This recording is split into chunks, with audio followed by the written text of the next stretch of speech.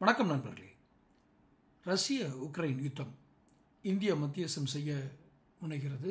இந்தியாவினால் ரஷ்ய உக்ரைன் யுத்தத்தை நிறுத்த இயலுமா? இது ஒரு கேள்வி. இது ஏன் இந்த கேள்வி எழுகிறது என்றால், ரஷ்ய அதிபர் புதினை சமீபத்தில் இந்திய பாதுகாப்புத்துறை ஆலோசகர் அஜித் தோவல் அவர் சந்தித்தார்.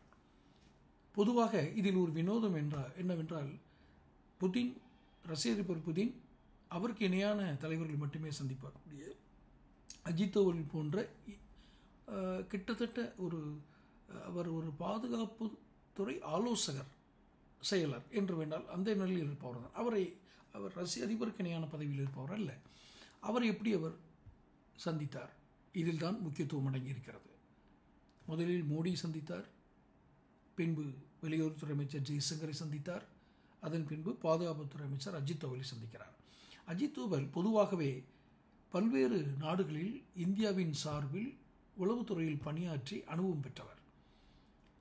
உலக யுத்த சூழல் எப்படி நிலவும், அந்த சூழலில் நாம் எவ்வாறு அந்த நிலையை கையாண்டு மீண்டு வர வேண்டும் என்ற ஒரு பயிற்சி அஜித் தோவலுக்கு உண்டு. ஆதலினால் கூட அவருடைய தகுதியை மதித்துதான் அதிபர் புதின் சந்தித்திருப்பார் என்று தோன்றுகிறது. இந்தியாவிற்காக பல்வேறு நாடுகளில் அவர் உளவு வேலையில் இருந்தார். உளவுத்துறை குறித்த தகவல்களை திரட்டினார், உளவு தகவல்களை திரட்டினார். ஒரு சுமூகமாக, பொதுவாக இந்த உளவுத்துறையிலிருந்து அடுத்த நாட்டுக்கு போய் உளவு வேலை பார்க்குறது அப்படிங்கிறது யுத்தத்துக்கானதோ சண்டையிடுவதற்கோ ரகசியத்தை தெரிஞ்சிட்டு அவங்கள பலவீனப்படுத்துறதுக்கோ அப்படி அல்ல.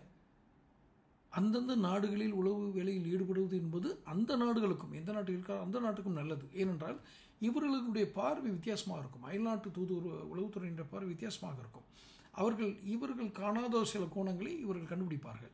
அந்த வகையில் சில பல்வேறு நாடுகளில் உளவுத்துறையில் உளவு வேலைகளில் ஈடுபட்டு பாதுகாப்புத்துறைக்கு மிகப்பெரிய வலுவாக இருந்த அஜித் தோவல் அவருடைய ஆலோசனை இந்த யுத்த நிறுத்தத்திற்கு பயன்படும் என்று புதின் நினைத்திருக்கிறார் என்பதால் தான் இந்த அவர் சந்திப்பு நடந்திருக்கிறது. இது மட்டுமே ஆலோசனைகள் மட்டுமே காரணமா? இல்லை, வர்த்தகமும் ஒரு காரணம். அது என்ன காரணம்?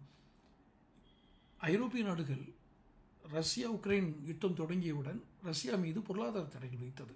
ஆனால் இந்தியா அந்த பொருளாதார தடைகளுக்கு செவி கொடுக்காமல் ரஷ்யாவோடு வர்த்தகம் செய்தது. அதேபோல் தான் உக்ரைனோடும். இந்த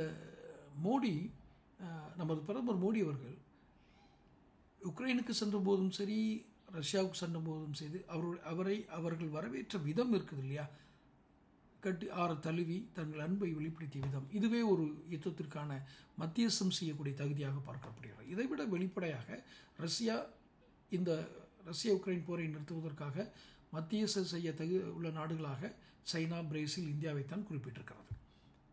இந்த வர்த்தகம் நடைபெறும் என்பது ஒரு மிகப்பெரிய ராஜதந்திரம். இரு நாடுகளுக்கிடையே வர்த்தகம் நடைபெறும் பொழுது அங்கு கட்டாயம் யுத்தம் தவிர்க்கப்பட வேண்டும். யுத்தம் ஏற்படக்கூடிய சூழல் வந்தால் கூட அந்த யுத்தத்தை எப்படியெல்லாம் தவிர்க்கலாம் என்று தான் பார்ப்பார்கள். காரணம், அந்த வணிகம் பாதிக்கப்பட்டால் பொருளாதார வீழ்ச்சி அடையும். பொருளாதார வீழ்ச்சி என்பது நிச்சயம் ஒரு நாட்டினுடைய வளர்ச்சியை பாதிக்கும் என்பதால் வர்த்தகம் இந்தியா உக்ரைன், இந்தியா ரஷ்யா என்று வர்த்தகங்கள் நடந்து கொண்டு தான் இருக்கிறது. ஸோ இந்த காரணங்களின் அடிப்படையில் அஜித் தோவலினுடைய ஆலோசனைகள், வர்த்தகம், இந்த காரணங்களின் அடிப்படையில் ரஷ்ய உக்ரைன் யுத்தத்தை இந்தியாவால் நிறுத்த இயலும் என்பது ஒருவித கருத்து. இந்த கருத்து உங்களுக்கு உடன்பாடு இருந்தால் பதிவில் இடுங்கள். சேனல் சப்ஸ்கிரைப் பண்ணுங்கள், வீடியோ ஷேர் பண்ணுங்கள். அடுத்தடுத்த வீடியோக்களை சந்திப்போம்.